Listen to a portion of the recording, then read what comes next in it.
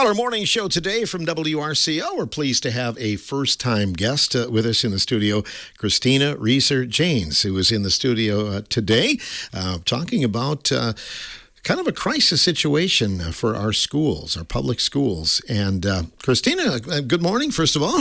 Yeah, thank you. Hi, good morning. It's fun to be here. Great to have you on this on the show with us. So tell us a little bit about yourself, if you would. I was raised right outside of Reedstown. I married a guy from Viroqua, and he was in the military, so we lived abroad. We lived in Germany, we lived in D.C., out in California. When he retired, we moved back to this community because we love this community, and we wanted to raise our children here. And a couple years back, we had a thing at Kickapoo where my children go and where I'm an alumni of. So we were trying to save the swimming pool. And during the course of that, I had to realize public funding, and I had of funding of public schools, and I just learned more about it, and I realized what was happening with the voucher programs and different things that are taking resources away from our public schools, and I was really horrified. So I've just kind of delved into it, and the more I learn, the more I feel like people need to know what is happening. So it's just I'm a one-person show. I'm not affiliated with any organization. I just am a community member who understands the value of our public schools, especially in our rural communities. And I want to do everything I can to educate people as to what is happening. Yeah, I think that's important. We've had our legislatures in the studio here to talk about this from time to time. I guess we want to stress that this is not one side or the other. You're down the middle because it affects us all, right? Oh, absolutely. I don't think school funding should not be a partisan issue. I just think that our forefathers, they talked about how an educated public was vital to the survival of our democracy. And a free, common public education system. And I fear we are at risk of losing that. I think there will always be public schools, but what's going to happen is when they continue to funnel off resources, our public schools aren't able to offer the things that make them attractive. And, it's kind of a death spiral. You don't fund them, they do worse. People want to leave. They talk all the time about declining enrollment, and yes, that's obviously an issue, a nationwide issue. But it's also, when we have people leaving and taking tax dollars to go to private schools that follow completely different rules than our public schools, that's going to decline your enrollment. And I don't know that people know that is happening. Right here in Richland Center, I know that you guys are getting a big hit from vouchers. I think Richland Center went over $1 million now that they're paying out to send kids to private schools. And, people talk about, I should have a choice. I should have a choice. And yes, we always have a choice. When my husband and I lived down in Huntsville, Alabama, my mom was diagnosed with Alzheimer's. And I wanted to be able to bring my kids up to see her. So we enrolled our children in a private school because they were more lenient on absentee. So, that was a choice we made, and that was a choice we paid for as a family because that worked for our family at the time. We had that choice, but I didn't expect the taxpayers to foot the bill for us, So I think that's something that people need to be aware of, that this is happening, and it's growing at an alarming rate. Richland Center and Viroqua both went over $1 million now, going out of their school districts to pay for these vouchers. And a majority of the students that are getting these vouchers were never in public schools. This is turning into a subsidy for people who are already in private schools. And that doesn't work for me. I think public money should have public accountability. And if these schools, majority of which are religious, are getting our public dollars, then they should have to follow the same transparency, accountability, regulations, and mandates as our public schools have to. I don't know if parents realize if they take their kid out of public school, that child loses their federal rights. A voucher school can not accept a kid because they can just say, we can't meet your child's needs. Or they can, you kick your kid out because maybe they're having behavioral problems, or all they need to do is say, we cannot meet your child's needs. Our school cannot meet the needs. And guess where that child goes back to then? Back to the public school. So the public school ends up with the most difficult to educate and the most expensive to educate, which they're willing to do. But it shouldn't be, I don't think that if we're going to create a parallel education system that is taxpayer funded, then they should both have to follow the same rules, basically. For school choice, too, districts have to write checks as well, don't they? School choice is vouchers. Mm-hmm. Yeah. That's what the thing is. Parents should have a choice, and you have a choice. Like, you can go from district to district. You can go to a different district if you want. And a lot of districts now have charter schools that are under the umbrella of the public school.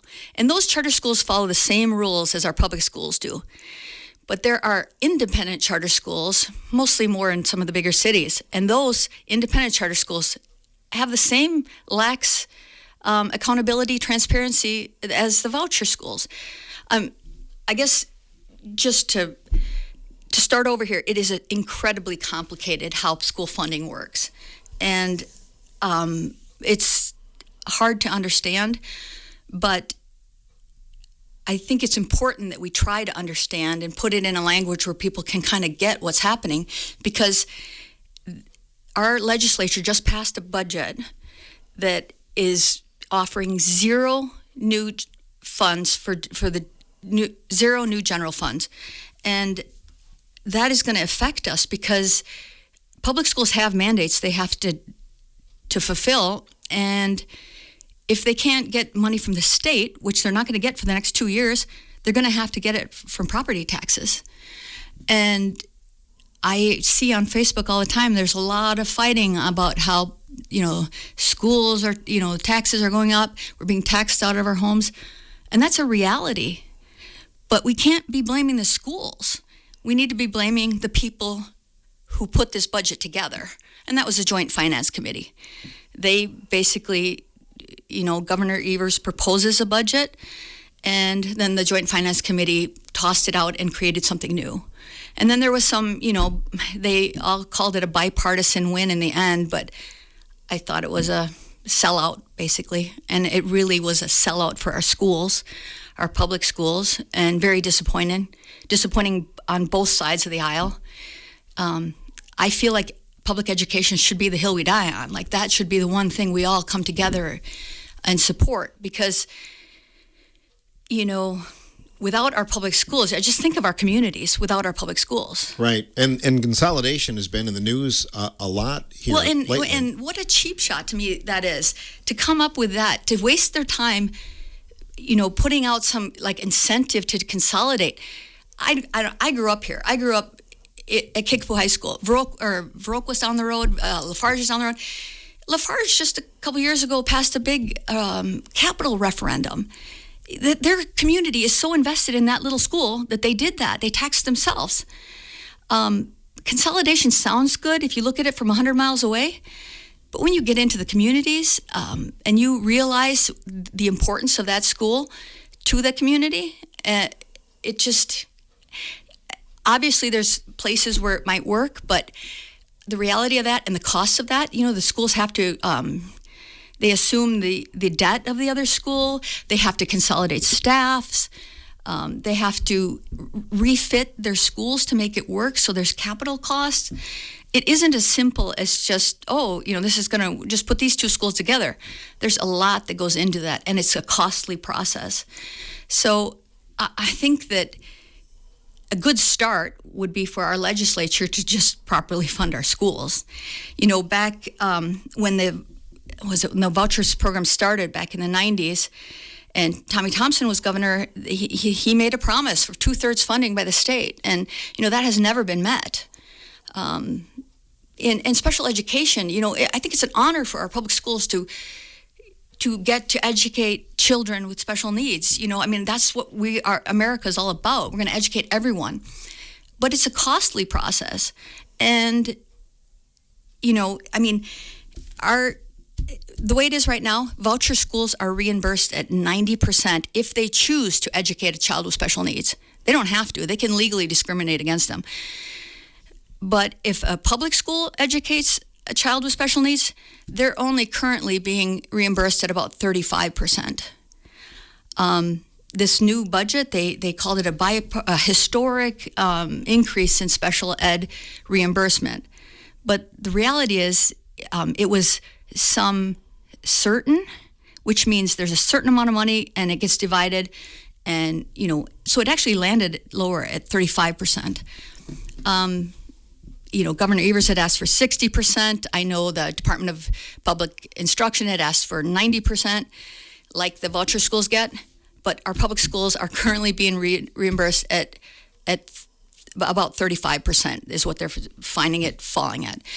Voucher schools are reimbursed at 90%, and theirs is some sufficient. And some sufficient means you get 90%, which I don't understand how our legislature, we have 805 or so thousand kids in Wisconsin in public schools and 60 some in voucher schools.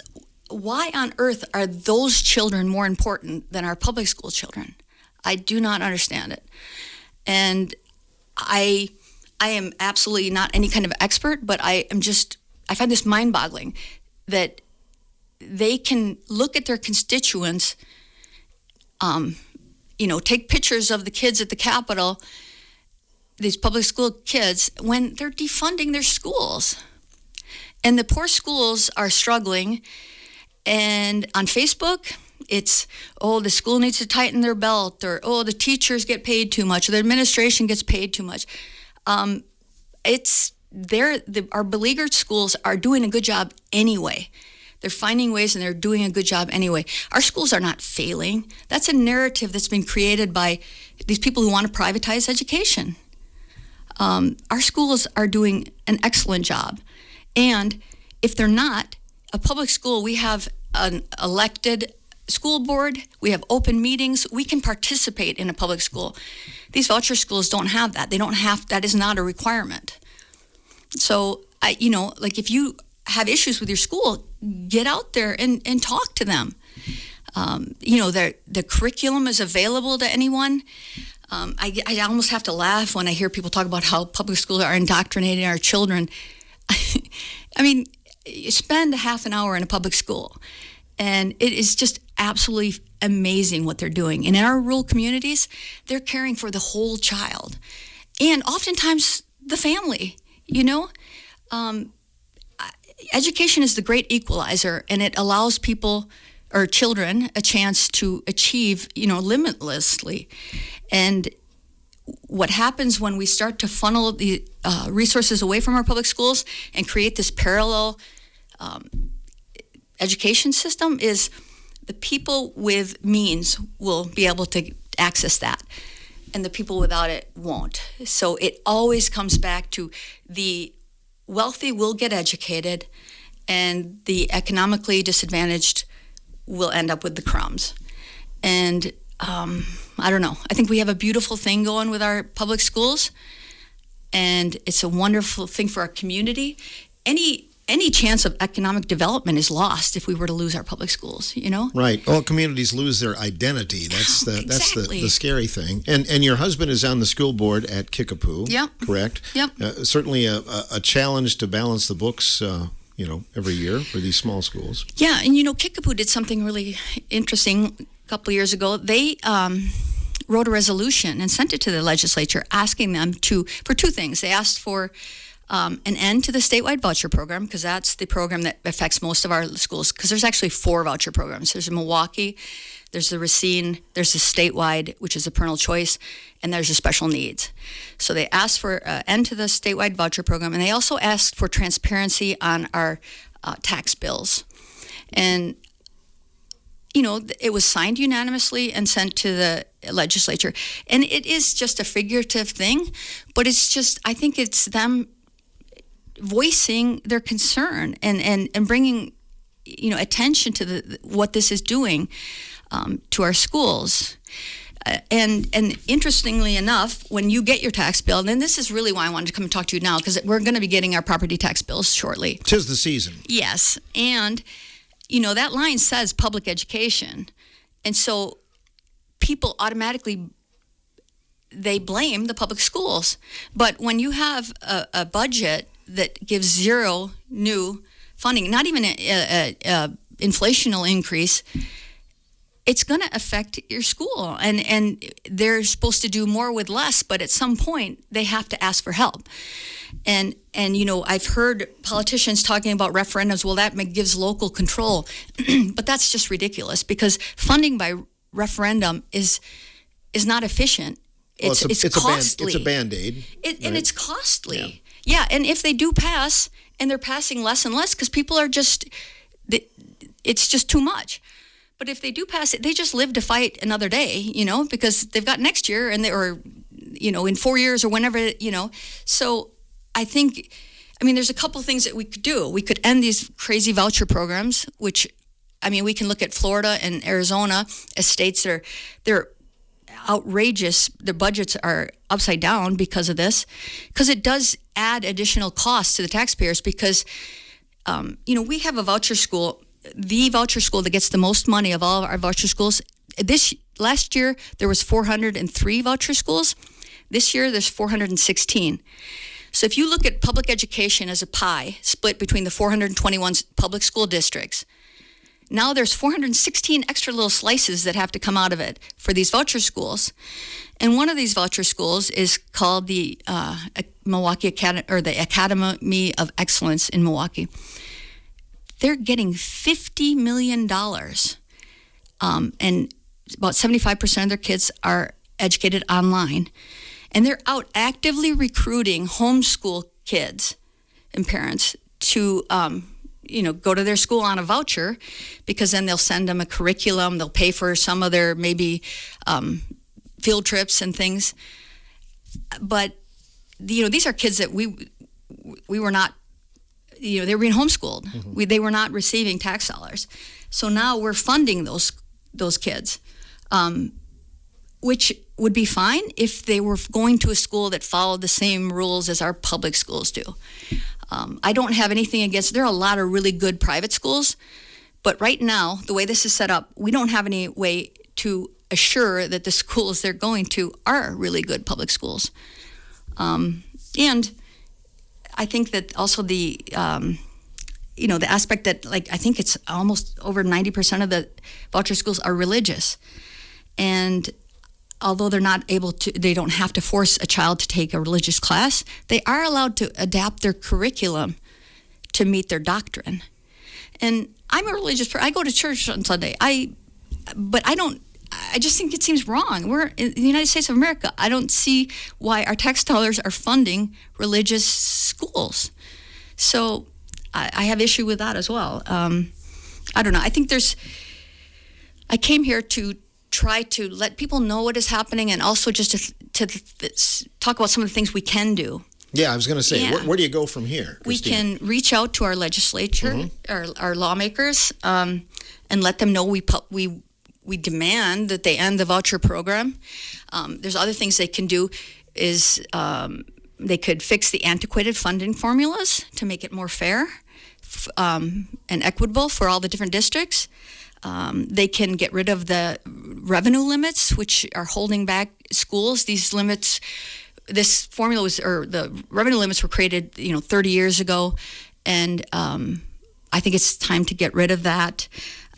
We can just support our school. They are really, there's a nationwide effort to discredit public education, and it's funded by very deep pockets, and they are selling this narrative that our schools are failing.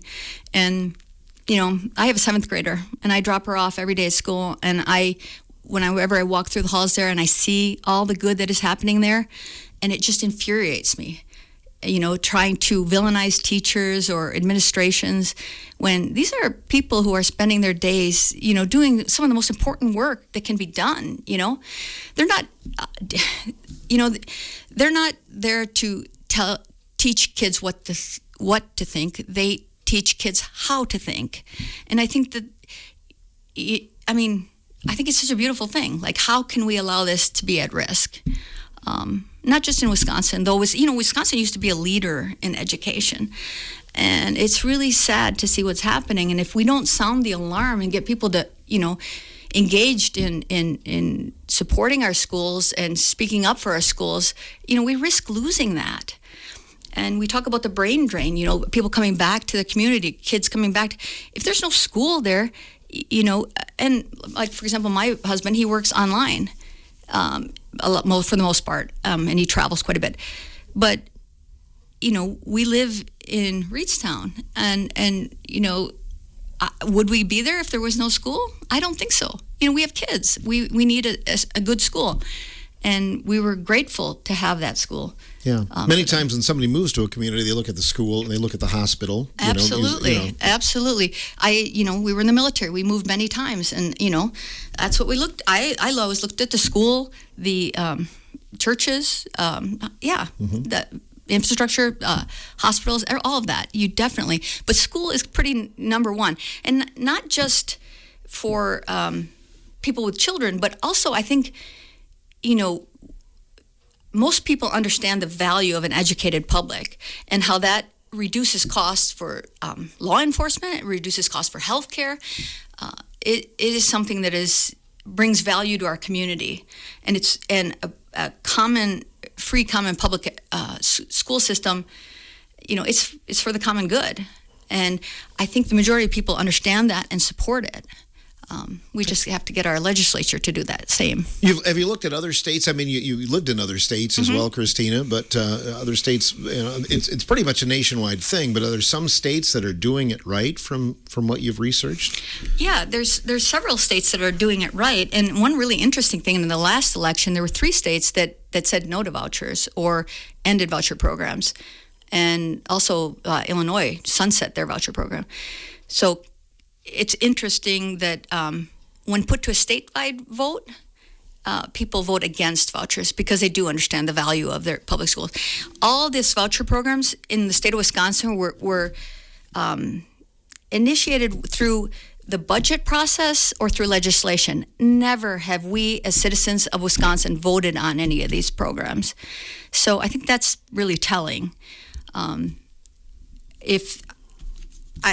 I think that even people who don't have kids I have a lot of senior neighbors and stuff, and they all value education. They always vote yes for the referendums, even though it stretches the limits of their income. But now, how much can we ask people to do? At some point our legislature sat on a surplus of $4 billion. Why can't we put some of that money into our public schools? I don't understand it. You're just a community person that, is concerned. And, I think that you bring up a lot of interesting points. Are you looking at, forming some sort of group or, people contacting you? Or yeah, I basically just write letters to the editor a lot. And I have a group on Facebook called Vernon County Public School Advocates, and just try to share information. It really is. I tell you, Phil, if I had a nickel for every time I told somebody about the voucher program and how it's siphoning funds from our public schools, and they said, that can't be true, I would be rich. Because nobody knows. It's really odd. Nobody seems to understand what is happening. And so just talking about it. Talking about it is what I'm trying to do. And, my kids are like, oh, Mom, would you please shut up, On my birthday, when I blew out the candle, somebody said, what'd you wish for? And they're like, the end of the voucher program, but I don't know. I feel like this is something we can all get together on. And in a community, in a nation that's so divided, I think this is one thing we can come together on and bring us back to a place where we're like leaders in education. It's through education we get innovation and new ideas, and it's just something that we need to value and celebrate and give credit to the people who are in the trenches doing this work. I know that I could never do it, so at least I can try to help fund it. And I think that as a civilized society, it just makes sense. You want an educated public. So I just am kind of made it a thing I do is just try to talk about it. And I'm just so grateful for you for letting me on here because, I am just a stay-at-home mom and just a community member. So I don't have much of a platform other than social media. And I do try to get in when I see people fighting about referendums and stuff. At least just set the record straight. You can vote yes or no if you want, and I understand how this is hurting people. But then make sure you're blaming the right person, or blaming the right people, because your public school doesn't have control over the budgeting process, but your elected officials do. So those are the people we need to be talking to. Thanks for coming in today. Yeah, thank you so much for having me. You bet. Kristina Reser-Jaynes, and people can reach out to you if they have any questions or comments or whatever. Yeah. Give me a call or on Facebook. I'm pretty active. I have a What's Up in Vernon County group, just sharing information about what's happening in our community. Send me a message, and I'd be happy to talk to anybody. I'll have coffee with anybody. Awesome. Nice to meet you. Yeah, nice to meet you. Kristina Reser-Jaynes, our guest on the first part of the morning show today.